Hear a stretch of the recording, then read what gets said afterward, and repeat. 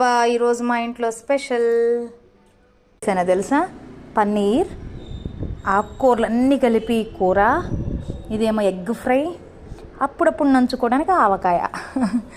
బాగుంటుంది కదా.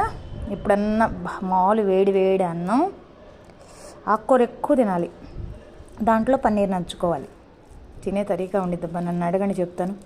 ఆకుకూరలో లైట్గా మామిడికాయని ఇలా నాక్కోవాలి. నేను నాక్కోవడం మీకు కనిపించదు కాబట్టి కలుపుతూ చూపిస్తున్నాను.